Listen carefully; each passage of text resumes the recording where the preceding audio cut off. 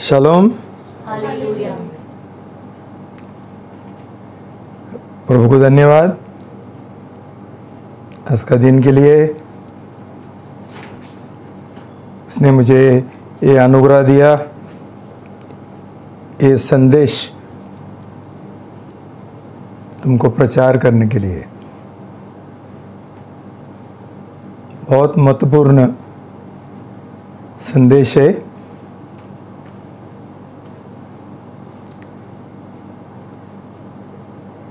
ये संदेश का प्रॉब्लम है कि हम ये सुना है बार बार, लेकिन हमको समझता ही नहीं है।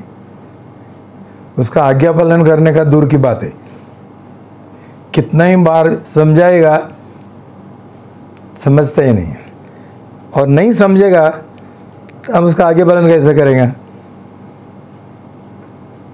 यही ये संदेश का मुख्य बात है। आज पढ़ेंगे रोमी 8:31-39 तक। रोमन्स 8:31-39, रोमी 8:31 से 39 तक हम साथ में पढ़ेंगे।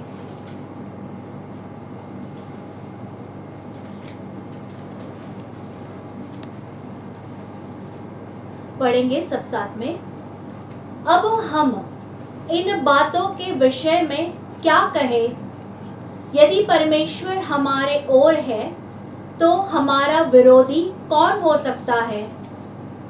वह जिसने अपने पुत्र को भी नहीं छोड़ा परंतु उसे हम सब के लिए दे दिया, तो वह उसके साथ हमें सब कुछ उदारता से क्यों न देगा? परमेश्वर के चुने हुओं पर कौन दोष लगाएगा? परमेश्वर ही जो नीतिमान ठहराता है, वह कौन है जो दोष लगाएगा? मसीह यीशु ही जो मरा, हाँ, वरन वह मृतकों में से जिलाया गया, जो परमेश्वर के दाहिनी ओर है और हमारे लिए निवेदन भी करता है।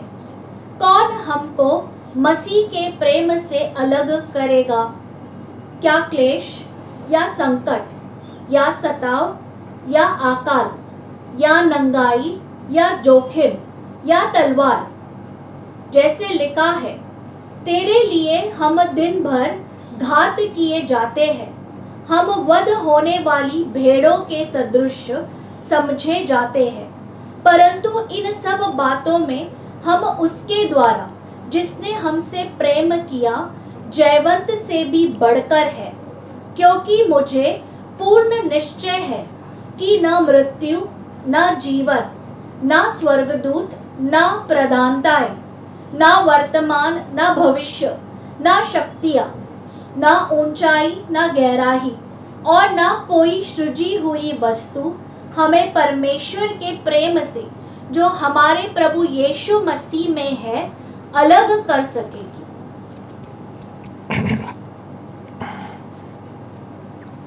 प्रार्थना करेंगे।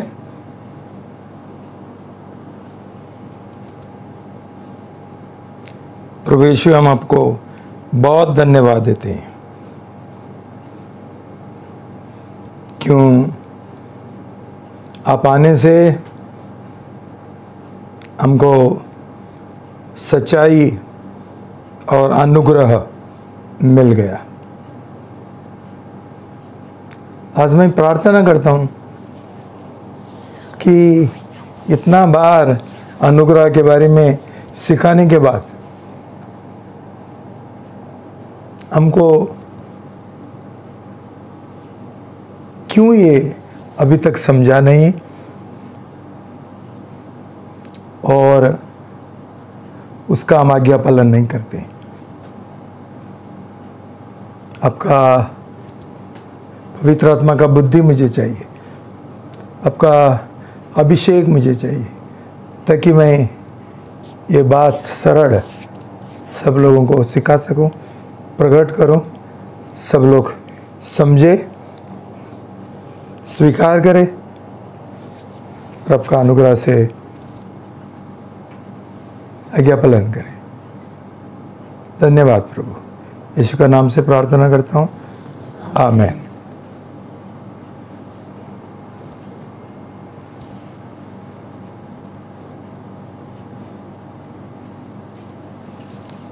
भाई बहनों, आज मैं तुमसे एक सवाल पूछना चाहता हूँ। आज क्यों बहुतायत से मसीह लोग उनका नया जन्म क्यों नहीं हुआ, और ये जो कई जन दावा करते हैं उनको उनका शरीर का अभिलाषा, आंखों का अभिलाषा, घमंडी का जीवन, संसार का प्रेम, उसके ऊपर विजय क्यों नहीं मिलते?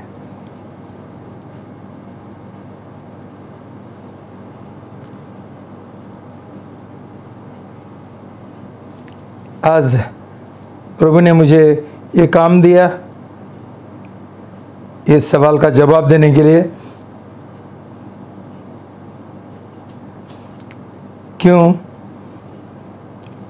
अभी बहुतायत से मसीह लोग संसार का पीछे भागते हैं,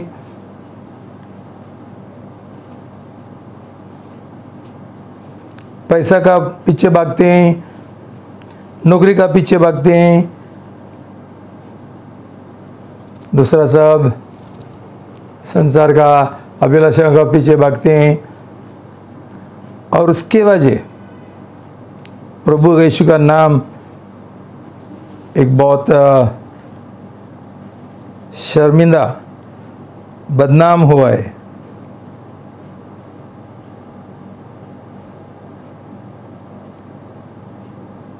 इतना शक्तिशाली परमेश्वर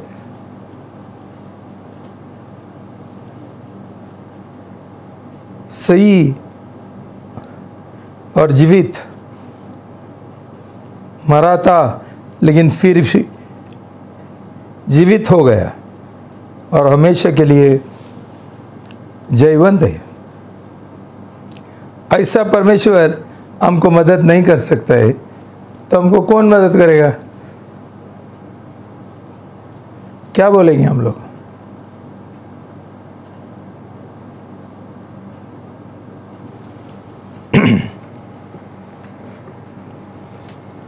पिछला संडे मैंने एक सच्चाई सिखाया था कि जो लोग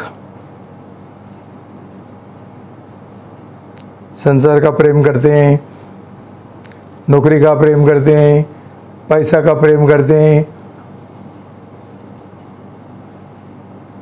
और दशमांश का भी चोरी करते हैं, ये लोगों का उद्धार नहीं हुआ, ये लोगों का नया जन्म नहीं हुआ।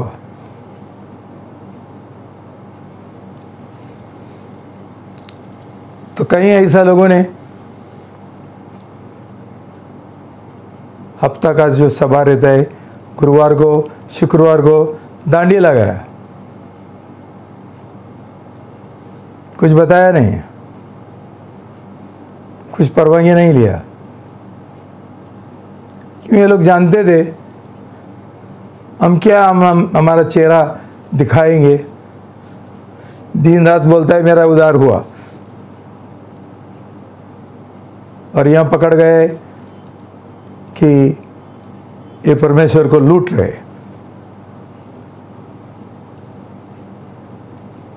भाई बहनों, हमने हमारा पाप का सामना करना चाहिए, भागना नहीं चाहिए।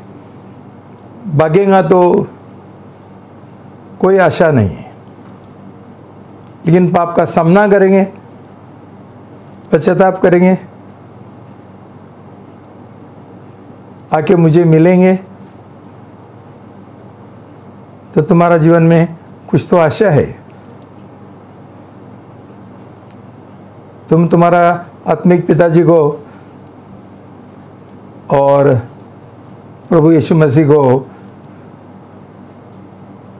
उल्लू नहीं बना सकते।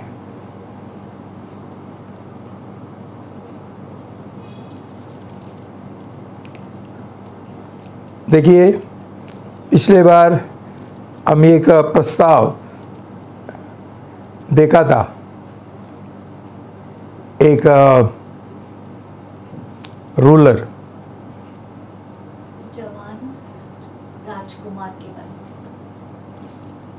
जवान राजकुमार जो एक धार्मिक व्यक्ति था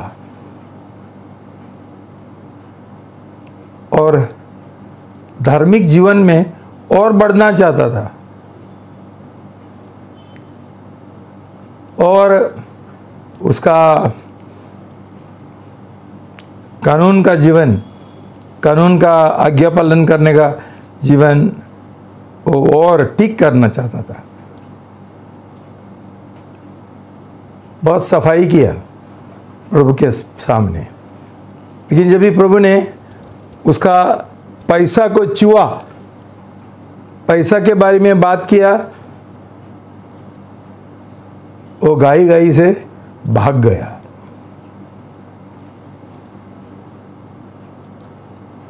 हमारा भी हालत है ये। तो कुछ भी प्रचार करो, ठीक है, लेकिन हमका हमारा पैसा के बारे में प्रचार मत करो,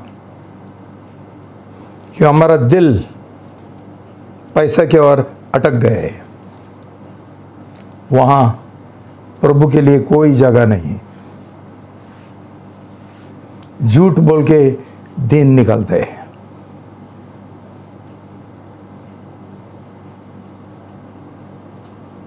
तो भाई बहनों,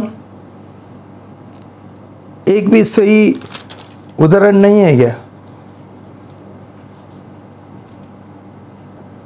एक ऐसा व्यक्ति का जो प्रभु यीशु मसीह का एक सही दुल्हन है, जो प्रभु का इतना प्रेम करता है जिसका जैसा कोई नहीं करते।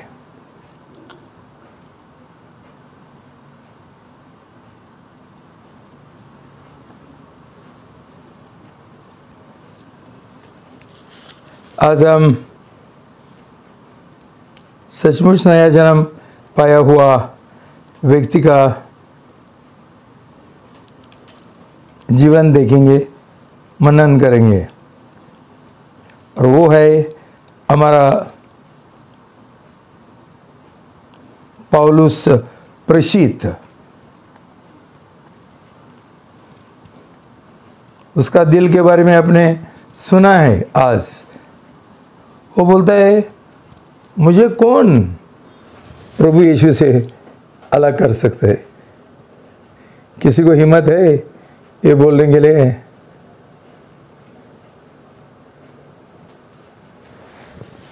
क्या है?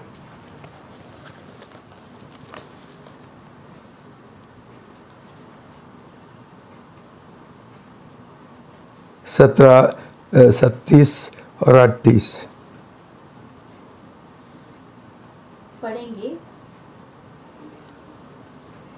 परंतु इन सब बातों में हम उसके द्वारा जिसने हमसे प्रेम किया जयवंत से भी बढ़कर है, क्योंकि मुझे पूर्ण निश्चय है कि न मृत्यु, न जीवन, न स्वर्गदूत, न प्रधानताएं, न वर्तमान, न भविष्य, न शक्तियाँ, 39 भी पढ़ेंगे, न ऊंचाई, न गहराई और न कोई सृजी हुई वस्तु हमें परमेश्वर के प्रेम से जो हमारे प्रभु यीशु मसीह में है अलग कर सके। एक चुनावत है। पौलुस बोलता है हर एक बातों में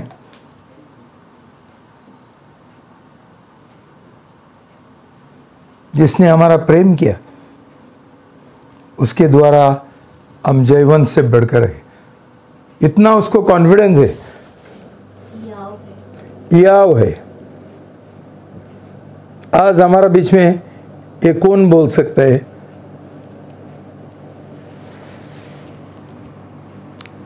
तो ये उसका कॉन्फिडेंस किधर से आता है?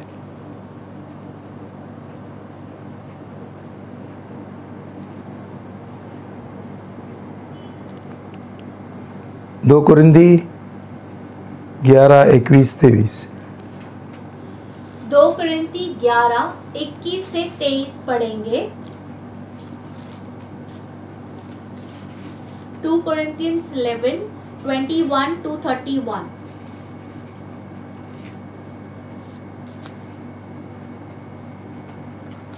सब साथ में पढ़ेंगे। मैं लज्जित होकर यह कहता हूँ कि हम एक दूसरे से तुलना करके निर्बल हो गए हैं, परंतु जिस किसी बात में कोई साहस रखता है, मैं मूर्खता से कहता हूँ, तो मैं भी उतना ही साहस रखता हूँ। क्या वे ही हिब्रानी है? मैं भी हूँ। क्या वे ही इज़राइली है? मैं भी हूँ। क्या वे ही इब्राहिम के वंशज है? मैं भी हूँ। क्या वे ही मसीह के सेवक हैं? मैं पागल की तरह कहता हूँ, मैं उनसे बढ़कर हूँ। अधिक परिश्रम करने में, बार बार बंदी होने में, अनगिनत बार पीटे जाने में, बहुधा मृत्यु के जोखिम में, मैंने 5 बार यहूदियों से 39 कोड़े खाए, 3 बार बेटों से पीटा गया, 1 बार मेरा पथराव हुआ, 3 बार मैं जहाज दुर्घटनाओं में फंसा, 1 रात दिन मैंने समुद्र में काटा। मैं बार बार यात्राओं में, निंदाओं के खतरों में, डाकुओं के खतरों में, अपने देशवासियों के खतरों में, अन्य जातियों के खतरों में, नगरों के खतरों में, जंगल के खतरों में, समुद्र के खतरों में तथा झूठे भाइयों के मध्य होने वाले खतरों में रहा हूँ। मैंने परिश्रम और कष्ट में, रात दिन भर जागने में, भूख और प्यास में, अक्सर निराहार रहने में, ठंड में और उघाड़े रहने में दिन बिताए। इन बाहरी बातों के अतिरिक्त मुझे प्रतिदिन कलीसियाओं की चिंता दबाए रहती है। किसकी निर्बलता में निर्बल नहीं होता? किसके पाप में फंसने से मैं व्याकुल नहीं होता? यदि मुझ में घमंड करना ही है, तो मैं अपनी निर्बलता की बातों पर घमंड करूंगा। प्रभु यीशु का परमेश्वर और पिता, जो सदैव धन्य है, जानता है कि मैं झूठ नहीं बोल रहा हूँ। शलोम। हालेलुया। पौलुस झूठ नहीं बोल रहे हैं। बराबर सोच के देखो, पौलुस को प्रभु यीशु का कुछ प्रेम नहीं होता था? इतना सारा कष्ट सहता था क्या प्रभु के लिए? सोचो, आज हमको यहाँ से एक ग्रुप से वो दूसरा ग्रुप में डालेंगे तो बोलते हैं बहुत दूर पड़ता है। इतना भी हमको प्रभु के लिए, हमारा आत्मिक जीवन के लिए ये करने के लिए हम तैयार नहीं, बलिदान करने के लिए तैयार नहीं। और ये किधर से निकला है? मूर्ख। मेरा सवाल है, पौलुस के पास ऐसा करने के लिए होता था क्या? जवाब दो, होता था क्या? नहीं। जब भी हम हमेशा ये बहाना देता है, मेरे पास नहीं होता है। कितना बार मैंने तुमको बोला, किसी के पास नहीं होता है। लेकिन प्रभु ने पौलुस को बोला था, मेरा अनुग्रह तेरे लिए काफ़ी है। ये चमत्कार प्रभु यीशु मसीह का अनुग्रह का था। इसलिए वैसा जीवन जीने के लिए तैयार हो गया और इतना कष्ट उसने सहा।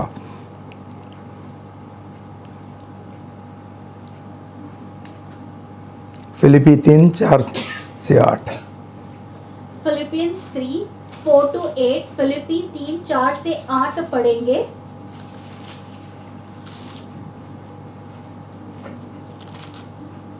सब साथ में। मैं तो शरीर पर भी भरोसा रख सकता था। यदि किसी को शरीर पर भरोसा रखने का विचार है तो मुझे उससे भी कहीं अधिक हो सकता है। 8वें दिन मेरा खतना हुआ। इज़राइल जाति के बेन्यामीन गोत्र का हूँ, हिब्रानियों का हिब्रानी, कानून का पालन की दृष्टि से फरीसी हूँ, उत्साह की दृष्टि से मैं कलीसिया का सताने वाला और व्यवस्था की नीतिमत्वता के अनुसार निर्दोष था। परंतु जो बातें मेरे लाभ की थी उन्हीं को मैंने मसीह के कारण हानि समझ लिया है। इससे भी बढ़कर मैं अपने प्रभु यीशु मसीह के ज्ञान की श्रेष्ठता के कारण सब बातों को तुच्छ समझता हूँ, जिसके कारण मैंने सब वस्तुओं की हानि उठाई है और उन्हें कूड़ा समझता हूँ, जिससे मैं मसीह को प्राप्त करूँ।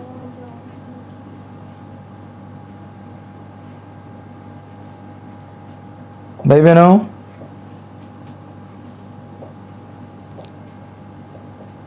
कहाँ से आता है उसको ये जोश?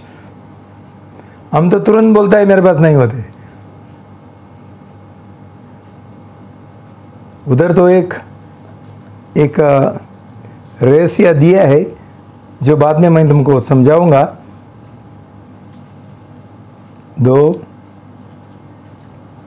3:2 पद 2।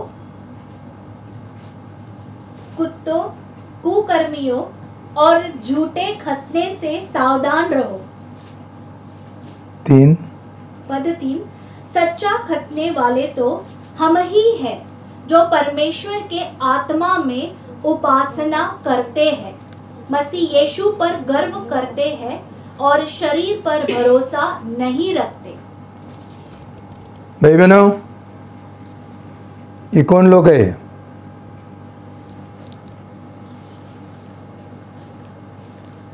जिन्होंने यहूदी लोगों का गलत सुन्नत नहीं खतना किया, उनको वो कुत्ते बोलते हैं, कुतरे। ये शब्द ध्यान में रखो कि तुम सब लोग यही लोग हैं, कुतरे। कुतरे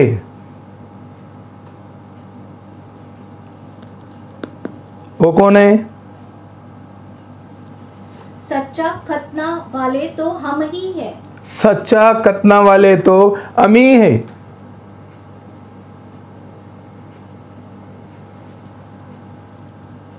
सच्चा खतना मतलब क्या है? ये तुमको सिखाया, सही पानी बपतिस्मा। अभी मालूम पड़ा तुम लोग कुतरे क्यों हैं? कि किसी का सही बपतिस्मा नहीं हुआ।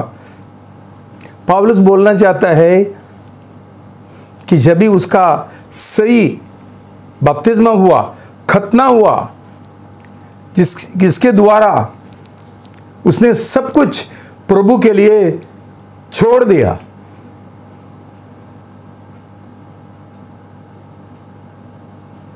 उसका शरीर के ऊपर कोई भरोसा, कोई याव नहीं है, सब कुछ छोड़ दिया। उसका पूरा परिवार का, खानदान का कहानी बताते हैं, इतिहास बताते हैं, बोलते हैं ये सब कुछ मैंने छोड़ दिया। मैं ये घराना का हूँ, वो घराना का हूँ, मेरा डिसूजा है, मेरा मेंडिस है, मेरा गुप्ता है, मेरा चौरसिया है, मेरा और क्या क्या है, तुम लोग ही जानते हैं। हम ये लोग ये चीज़ों को लेकर बैठे हैं। ज़्यादा से ज़्यादा शादी का समय है, हमारा भरोसा इसके ऊपर है।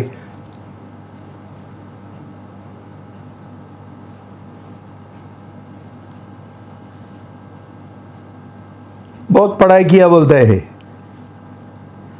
मैं ऊंचा गोत्र का हूं,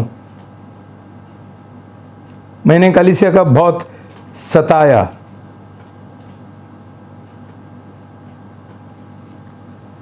लेकिन मेरे लिए जो चीज़ फ़ायदा था, आज मैं वो प्रभु यीशु मसीह के लिए कूड़ा समझता हूँ।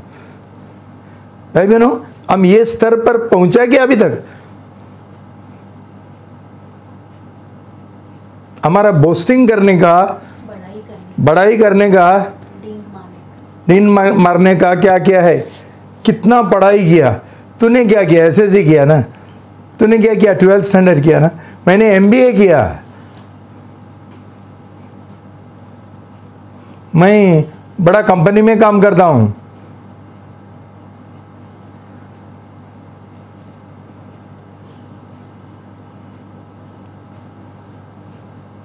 मेरा पूरा भरोसा ये संसारी बातों की ओर है कि पैसा चाहिए ना।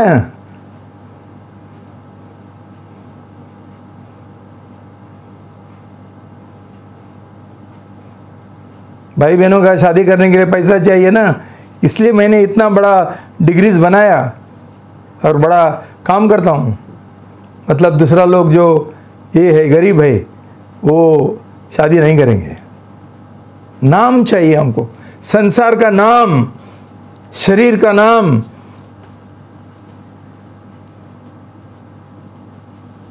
ये सब चीज वो अभी कूड़ा समझते हैं।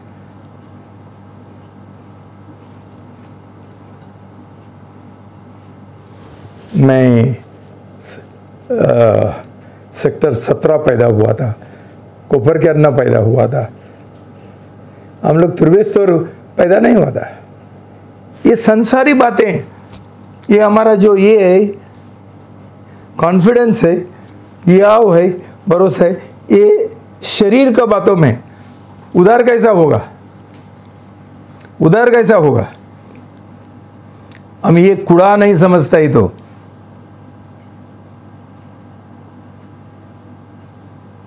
क्यों वो कूड़ा समझता है? क्यों उसको कुछ तो उससे बेहतर, उससे अच्छा मिला है? पढ़ो 8 पद 8 पढ़ेंगे। इससे भी बढ़कर मैं अपने प्रभु यीशु मसीह के ज्ञान की श्रेष्ठता के कारण सब बातों को तुच्छ समझता हूँ, जिसके कारण मैंने सब वस्तुओं की हानि उठाई है और उन्हें कूड़ा समझता हूँ, जिससे मैं मसीह को प्राप्त करूँ। Where is the scripture of Paul?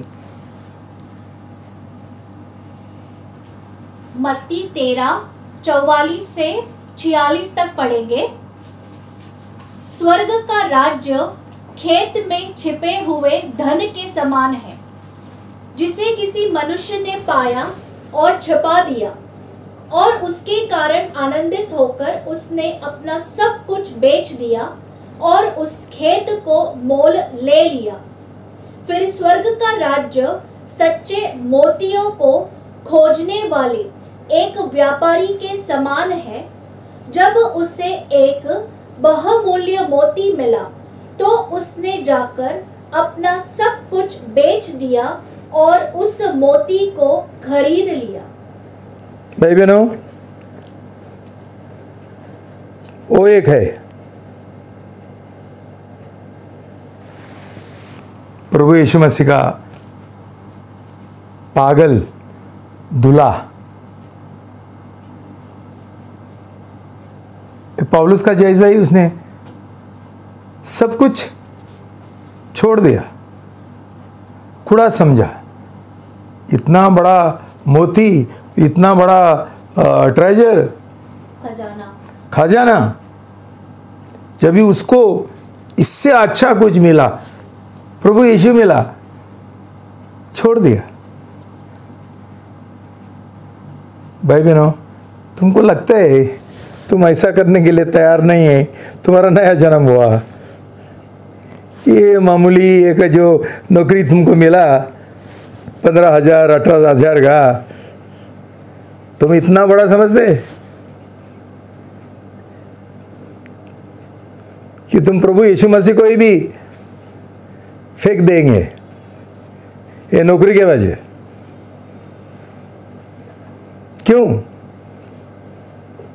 कि तुम लोग प्रभु यीशु मसीह का जो वैल्यू है, कीमत है, अभी तक समझा नहीं है। कौन सा बाजू तुम्हारा नया जन्म हुआ है, कैसा उद्धार हुआ है, और एक भी कदम उठाने के लिए तैयार नहीं है उद्धार पाने के लिए।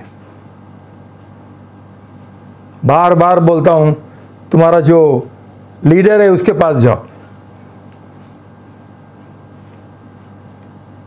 नहीं, सब लोग गुरुवार को और शुक्रवार को मीटिंग को आते हैं, घर पे बैठते हैं, मेरा उद्धार हुआ बोलते हैं। क्या करूं मैं ऐसा लोगों को? यार हंसते हैं।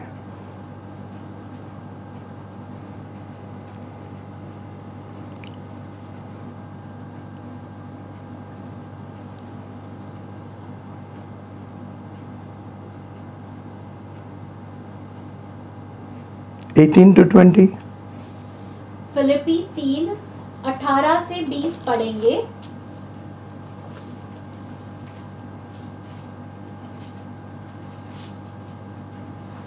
फिलिपियंस 3 18 to 20 साथ में पढ़ेंगे। क्योंकि मैं तुमसे पहले अनेक बार कह चुका हूँ और अब भी रो रो कर कहता हूँ कि ऐसे बहुत हैं जो अपने आचरण से मसीह के क्रूस के शत्रु हैं। उनका अंत विनाश है, उनका परमेश्वर पेट है। वे अपनी निर्लज्जता की बातों पर गर्व करते हैं और संसारिक वस्तुओं पर मन लगाए रहते हैं, परंतु हमारी नागरिकता स्वर्ग की है, जहाँ से हम उद्धारकर्ता प्रभु यीशु मसीह के आगमन की प्रतीक्षा उत्सुकता से कर रहे हैं।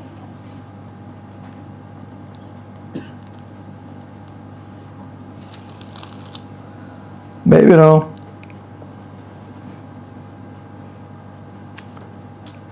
4:18 फिलिपी 4:18 क्या लिखा देखो। फिलिपियंस 4:18 फिलिपी 4:18 पढ़ेंगे। मेरे पास सब कुछ है और बहुतायत से है। तुमने इप्रुदितुस के हाथ से जो दान भेजा उसे पाकर मैं संतुष्ट हूँ। देखो भाई बहनों, ये मनुष्य, ये व्यक्ति बोलता है सब कुछ मैं बहुतायत से पाया है, जिसके बारे में मैंने देखा, सब कुछ छोड़ दिया, सब कुछ का त्यागीकरण किया प्रभु यीशु के लिए, कष्ट उठाया, पत्थरों में गुजरा। वो हमारा जैसा कंप्लेन करते है क्या? कंप्लेन करते, शिकायत करते, ये नहीं है, वो नहीं है, ये नहीं है, वो नहीं है। क्यों नहीं है? कि तुम्हारा नया जन्म नहीं हुआ, तुम प्रभु के लिए कुछ छोड़ा नहीं, कूड़ा समझते हुए हम लोग संसारी बातों को गले लगाते हैं, उसका पीछे भागते हैं। तो कौन तुम्हारा इंतजाम करने वाला होगा तुम्हारा जरूरतों का? सोचो ना, शिकायत करने से पहले सोचो, क्यों ये तुम्हारा श्राप है तुम्हारे ओर। बार बार प्रार्थना करने के लिए बोलो मत तुम्हारा लीडर लोगों को, कुछ फायदा नहीं है, तुम लोग श्रापित है। पहला तुम्हारा उद्धार होने दो, नया जन्म होने दो,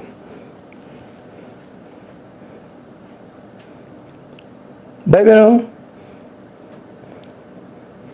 वो एक ऐसा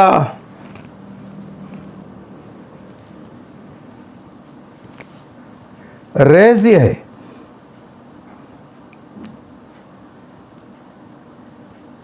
जिसके बिना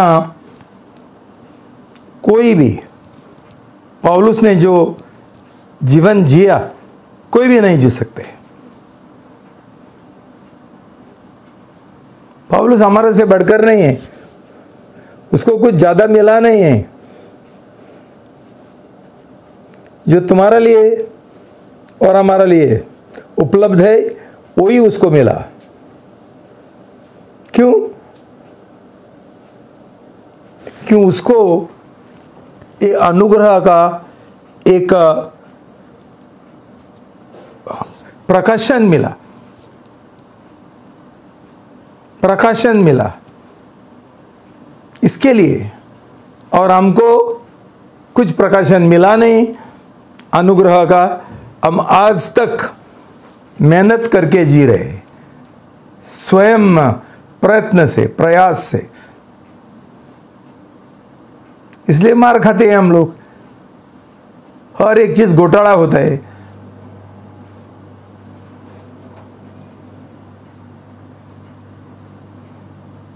तो भाई बहनों,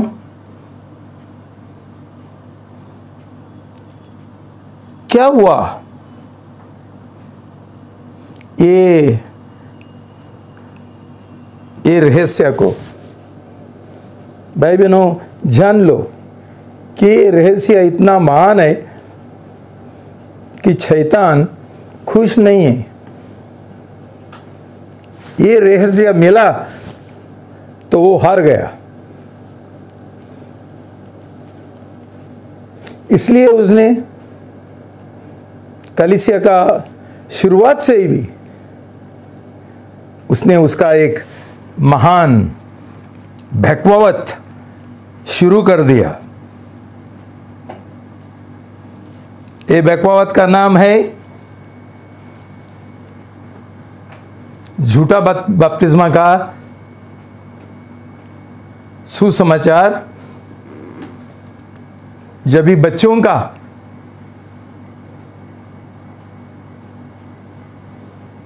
पानी में उनका छिड़कने का बपतिस्मा होता था। ठीक है, अभी हम लोग छिड़कने का नहीं करते हैं, हम अभी बैप्टिज्म ऑफ इमर्शन दुबाने का करते हैं। वो भी खोटा है। क्यों?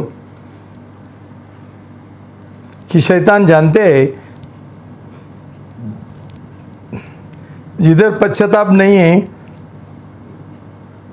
वो झूठा बपतिस्मा है। जहां हम प्रभु के साथ एक शादी का करार नहीं करते हैं, उसका प्रेम में नहीं गिरते हैं और उसका बिना बपतिस्मा लेते हैं, वो भी बपतिस्मा झूठा बपतिस्मा है। ऐसा करके शैतान ने आज सब लोगों को बहकवाया और उसका नतीजा किसी का उद्धार नहीं होता है, किसी को ही पाप के ऊपर विजय नहीं मिलते।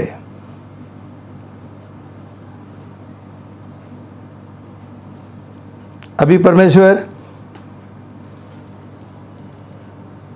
थोड़ा थोड़ा जागृति और रेस्टोरेशन पुनर्स्थापना कर रहे हैं, जैसा हमारा कलीसिया है। लेकिन साधारण शैतान ने सब लोगों से ये छुपा के रखा है। ज़्यादा से ज़्यादा सब जो पास्टर लोग है, पंथ का सब पंथ है, ये पंथ खुला रख के कुछ फायदा नहीं है। क्यों? ये लोग अनुग्रह के बारे में उनको कुछ मालूम नहीं है। प्रचार करते हैं लेकिन अनुग्रह का जीवन कैसा जीना ये उनको मालूम नहीं है।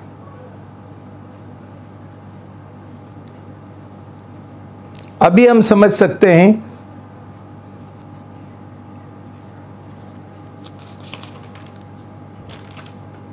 गलती 3:1-3। गलातियों 3:1-3, गलेशियंस 3:1-3 सब साथ में पढ़ेंगे।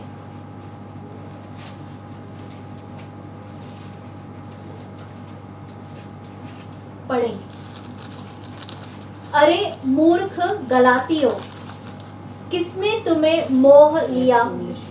तुम्हारी आंखों के सामने यीशु मसीह तो क्रूस पर चढ़ाया हुआ प्रदर्शित किया गया था।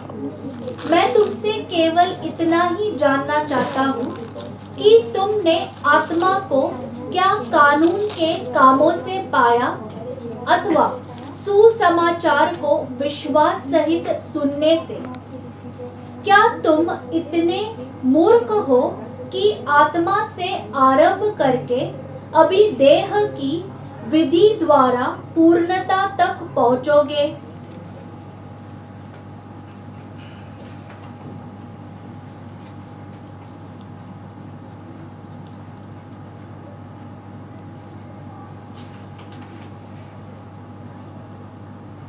भाई बहनों,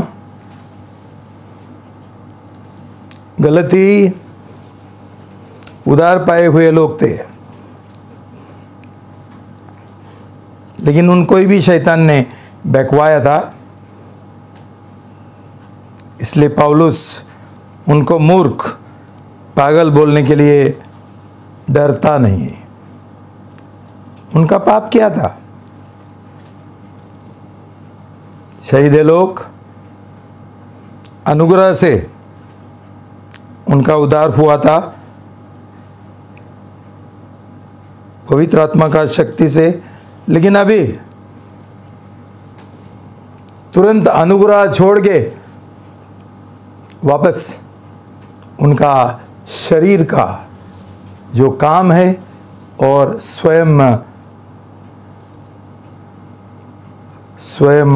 प्रयत्न है उसका पीछे लगा, दूसरा सब कुछ छोड़ दिया। तो ये पौलुस का जवाब, सवाल का जवाब कौन देगा? पौलुस खुद देता है। गलती 1:6-9। गलेशियंस 1:6-9, गलातियों 1:6-9 पढ़ेंगे सब साथ में। मुझे आश्चर्य होता है कि परमेश्वर जिसने तुम्हें मसीह के अनुग्रह से बुलाया, उसे तुम इतने शीघ्र किसी अन्य ही सुसमाचार के लिए त्याग रहे हो।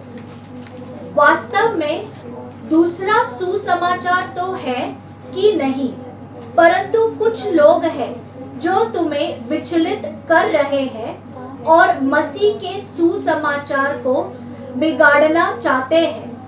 परंतु यदि हम यह कोई स्वर्गदूत भी उस सुसमाचार को छोड़ जो हमने तुमको सुनाया है, कोई अन्य सुसमाचार तुम्हें सुनाए तो शापित हो।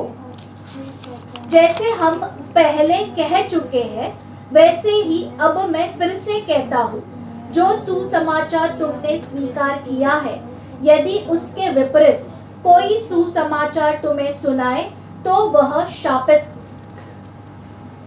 तुम श्रापित हो। भाई बहनों, पौलुस श्राप डालते हैं। ये जो गलत सुसमाचार प्रचार करते उनके और यही कारण है आज लोगों का अनुग्रह का जीवन जीने के लिए तैयार नहीं है। क्यों? ये लोग जानते नहीं हैं, उनको कुछ समझता ही नहीं है, तो आज्ञा पालन कैसा करेंगे? और ये किसके लिए? खुद ये पास्टर लोगों के लिए जो पेट भरी थे क्या बड़ा जाए पेट का पुजारी, जो पेट का पुजारी है, पैसा कमाने के लिए थोड़ा ज़्यादा एक्स्ट्रा पैसा करने के लिए कलीसिया खुला करते, लेकिन उनको कुछ समझता ही नहीं, खुद उनका उद्धार नहीं हुआ। उनको लगता है कलीसिया चलाना मतलब सामाजिक काम करना, कुछ आश्रम खुला करना बच्चों का और गरीब लोगों का, कि उनका नाम से पैसा मांग सकते हैं और लोग खुश। लेकिन हमारा उद्धार क्या हो गया, या अनुग्रह का क्या हो गया, सही सुसमाचार का क्या हो गया, ये लोग कुछ जानते ही नहीं।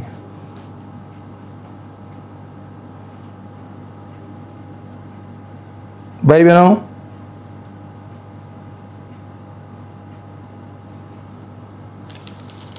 सिर्फ जब हमारा बपतिस्मा का तैयारी का समय हम ये व्यापारी का जैसा पर्ल मोती ढूंढने के लिए लगते और ट्रेजर खजाना ढूंढने के लिए शुरू करते और हमको मिलता है, तभी हम एक खजाना और मोती के साथ हमारा प्रेम होता है, तभी हम सब कुछ त्यागने के लिए तैयार है। तो भाई बहनों, ये एक हमारा सही बपतिस्मा का एक भाग है, एक कदम है। जो ढूंढता है उसको ही मिलते हैं। आज हमको नहीं मिलता है कि हम प्रभु को नहीं ढूंढते हैं, हम आशीष ढूंढते हैं।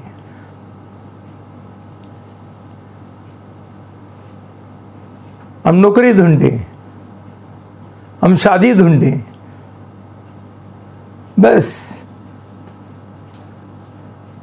बपतिस्मा का पहला शादी नहीं कर सकते है ना।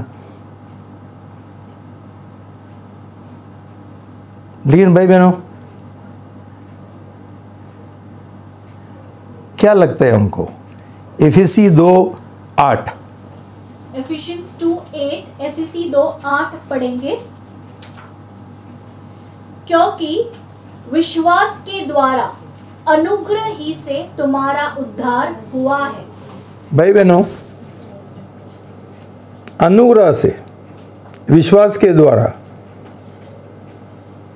कभी देखा है क्या तुम लोगों ने विश्वास? मैंने तो नहीं देखा। तो एक झूठ है। अनुग्रह से हमको अनुग्रह तभी मिलता है जब भी हम सही विश्वास करते हैं। और सही विश्वास क्या है? प्रेम। तो वहां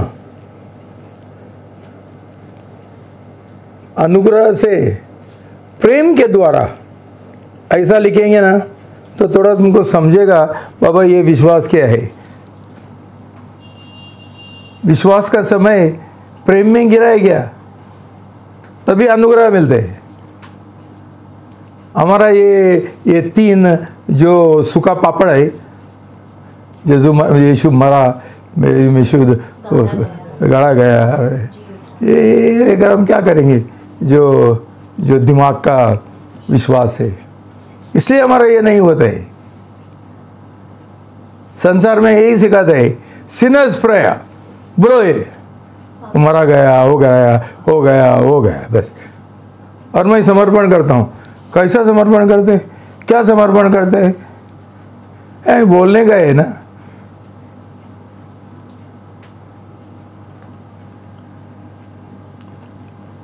भाई बहनों, जिधर प्रेम नहीं है ऐसा विश्वास के और मैं विश्वास नहीं करता। झूठ है सब। मुझे प्रेम दिखाओ। प्रेम सब लोगों को समझता है। ये लड़का ये लड़की का प्रेम में है, ये लड़की उसका प्रेम करे, और तुम बोलेंगे ये लड़का ये लड़की की ओर विश्वास करता है, तुमको क्या समझते है?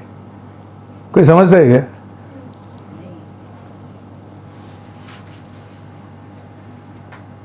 भाई बहनों, ये परखो, मैं प्रभु यीशु का प्रेम में गिरा हूं, वो मेरा पहला प्रेम है क्या? तुम प्रभु यीशु का प्रेम में नहीं गिरा तो कौन सा अनुग्रह तुमको बचाएगा, तुमको उद्धार देगा?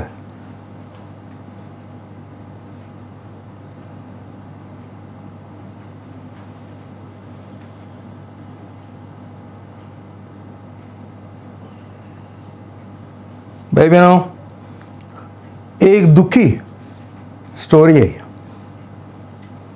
हमारा मसीह जीवन का, जिधर उन्होंने ये सब कलीसियों ने उद्धार का भौराया किया, सब गड़बड़ किया। आज लोगों को उद्धार किया है, नया जन्म किया है, किसी को मालूम नहीं है। ये दुखी बात है, दुखी स्टोरी है।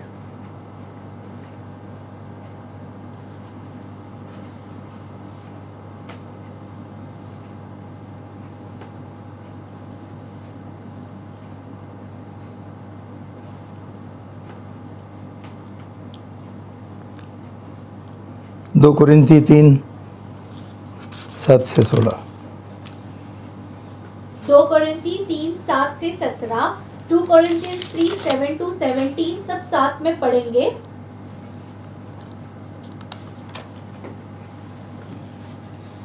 परंतु यदि मृत्यु की वह करार जिसके अक्षर पत्थर के पटलों पर अंकित है इतनी तेजस्वी रूप में आई कि इज़राइल की संतान भी मूसा के चेहरे के तेज को जो घटता जा रहा था एक टक होकर न देख सकी, तो फिर आत्मा की करार और अधिक तेजों में क्यों ना होगी?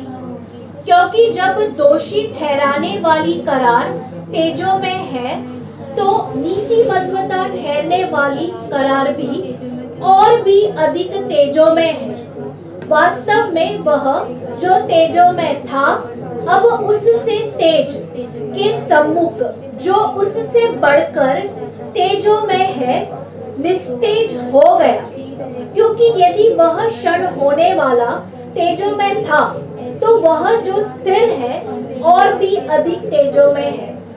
ऐसी आशा होने के कारण हम बड़े साहस से बोलते हैं, और हम मूसा के सदृश नहीं जो अपने चेहरे पर पर्दा डाले रहता था कि इज़राइल की संतान एक टक होकर उसे लोप होते हुए तेज के अंत को न देख सकी, परंतु उनके मन कठोर हो गए, क्योंकि आज भी इसी पुरानी करार को पढ़ते समय वही पर्दा पड़ा रहता है, क्योंकि वह केवल मसीह में हटाया जाता है।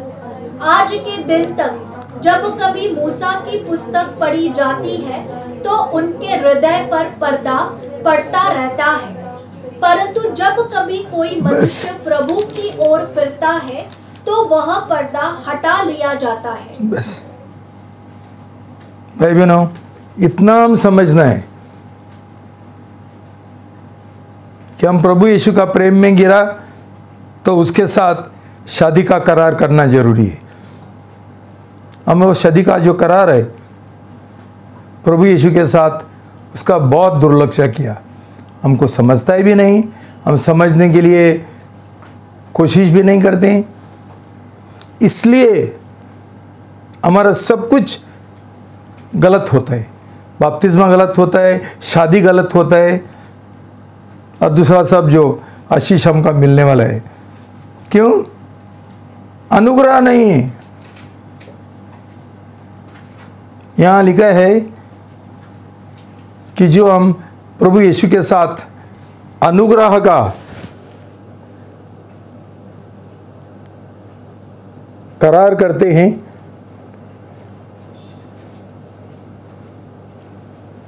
वो शादी का जो करार करते हैं वो अनुग्रह का करार है। मतलब क्या है? हमको सब कुछ अनुग्रह से मिलता है। हम शायद बहुत गलतियां करते हैं, लेकिन हम प्रभु यीशु के साथ शादी किया, इसके लिए हमको ये सब कुछ मुफ्त मिलता है। इसलिए उसको बोला है, क्या बोलता है पौलुस प्रेषित, ये जीवन का और नीतिमत्व का करार है। और दूसरा करार कानून का करार, जो परमेश्वर ने पट्टियों के ऊपर लिखा था, उसको क्या बोला? मौत का करार, श्राप का करार। कौन सा करार करना चाहते हैं? अब्राहम को कुछ नहीं मिला जब तक उसने पहला करार किया, परमेश्वर का प्रेम किया, उसके ऊपर पूरा भरोसा रखा, उसका आज्ञा पालन किया और यहां तक कि उसका बेटा का बलिदान करने के लिए तैयार हो। ये कैसा हुआ? तभी परमेश्वर का कानून का करार नहीं था, अनुग्रह का करार था। ऐसा करते हुए उसको अनुग्रह मिला। अब्राहम ने उसका शक्ति से नहीं किया, परमेश्वर का अनुग्रह से किया। हम इधर बैठते हैं, सोचते हैं अरे मैं अब्राहम का जगह पर होता था, मैं क्या होता था, तू क्या करता था? तो फांसी देता था। भाई बहनों, ये सवाल गलत है। हम क्या करते थे? अनुग्रह का बिना सब लोग फांसी देगा, आत्महत्या करेंगे। लेकिन जिधर अनुग्रह है तभी प्रभु उनके ऊपर दया करते हैं। भाई बहनों, तुमको याद है एक बार मैंने तुमको एक उदाहरण दिया था कि एक गंजा आदमी का, जिसको बाल नहीं है,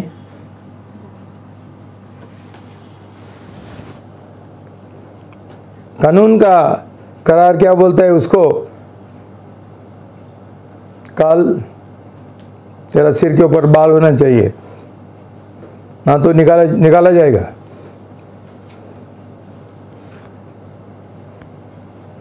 जबरदस्ती।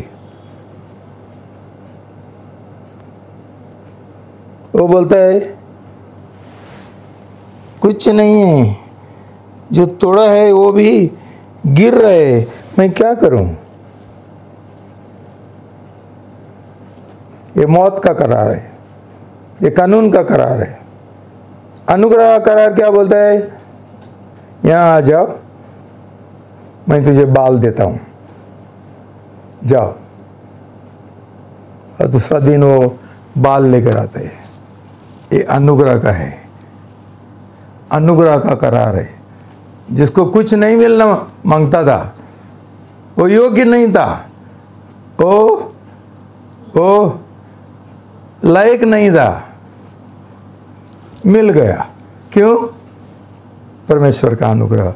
भाई बहनों, ये अनुग्रह का जो सुसमाचार है बहुत महत्वपूर्ण है। लेकिन कोई वो प्रचार नहीं कर सकता है जब तक ये अनुग्रह का सुसमाचार अब हमारा जीवन में नहीं जिएंगे। तो याद रखना, सिर्फ अनुग्रह के द्वारा ही हमको नीतिमत्व का, उद्धार का, नया जन्म का ये मिलता है, उदार का दान मिलता है।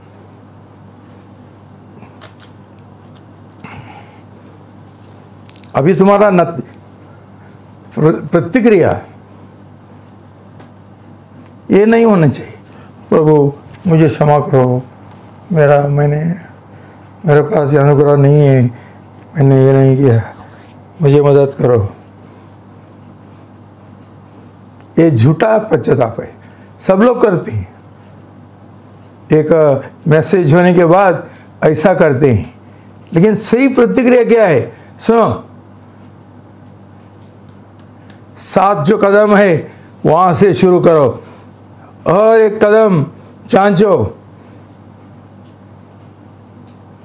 ऐसा ही झूठ मत बोलो, मेरा उद्धार हुआ, मेरा नया जन्म हुआ, हा हा हा हा हा। कुछ नहीं होने वाला है।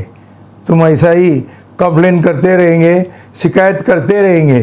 क्या करूं, मेरा गरीबी में कुछ नहीं मिलता है, अभी तो ये आ गया, कोरोना आ गया, अभी फिर एक बार वही है। भाई बहनों, उसका जो नीतिमान लोग है, उदार हुआ लोग है, उसका जो शेष लोग,